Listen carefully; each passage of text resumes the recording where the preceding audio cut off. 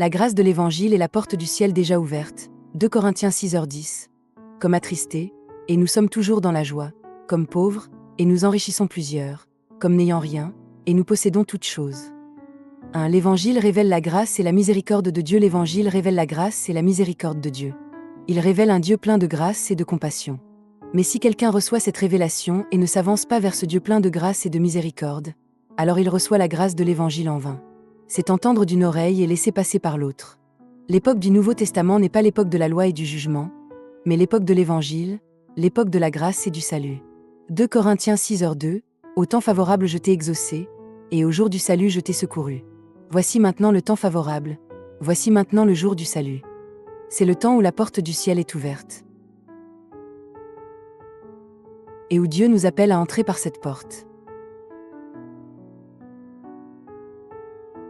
Mais beaucoup de personnes s'intéressent davantage aux affaires de la terre qu'à la porte du ciel. Ainsi, ils font semblant de ne pas entendre cet appel, ou bien ils l'entendent mais le refusent.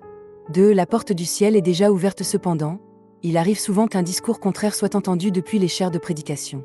On dit que la porte du ciel ne s'ouvre pas d'elle-même, et qu'elle s'ouvre seulement lorsque nous ouvrons dans notre vie de foi. La porte de la repentance, la porte de la prière, la porte de l'action de grâce. Ces paroles partent d'une bonne intention, celle d'encourager le zèle des croyants. Mais en réalité, elles vont à l'encontre de la vérité de l'Évangile. Comme je l'ai dit dans la méditation de ce matin, la repentance signifie simplement venir devant la porte du ciel. Et Dieu a déjà ouvert cette porte et nous attend. Ainsi, lorsque nous nous avançons devant la porte du ciel, il suffit d'entrer par la porte déjà ouverte.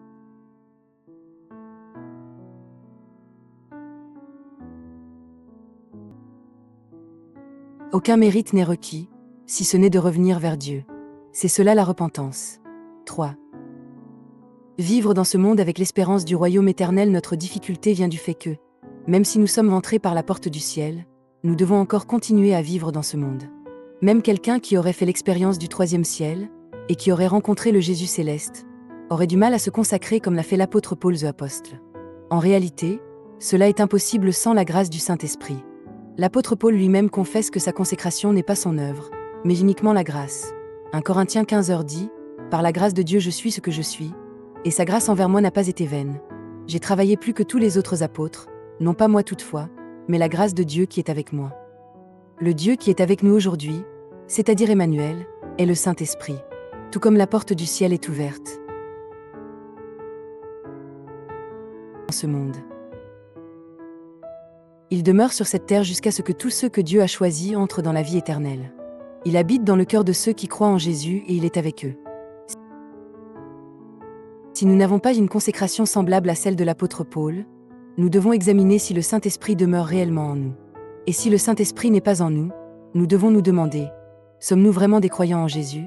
Sommes-nous réellement sauvés? La consécration de l'apôtre Paul est une pierre de touche de notre foi. Je souhaite que nous ne nous trompions pas en pensant que la porte du ciel s'est ouverte à cause de nos prières, de notre fidélité au dimanche, de nos louanges. Nous sommes simplement des personnes qui sont entrées par la porte du ciel ouverte par la grâce de Dieu, qui ont aperçu le royaume éternel, et qui vivent dans ce monde avec l'espérance de ce royaume. Mais dans une époque où la foi s'est généralisée, beaucoup confondent les bénédictions terrestres avec les signes du salut, et perdent l'essence même de l'Évangile. Ainsi, ils ne comprennent plus le cœur de Dieu qui a ouvert la porte du ciel. Saint-Esprit, toi qui es avec nous, soutiens-nous lorsque nous sommes tentés de retourner vers la chair. Aide-nous à revenir toujours vers Dieu, à demeurer en Dieu, et à répondre à l'amour de Dieu. Amen.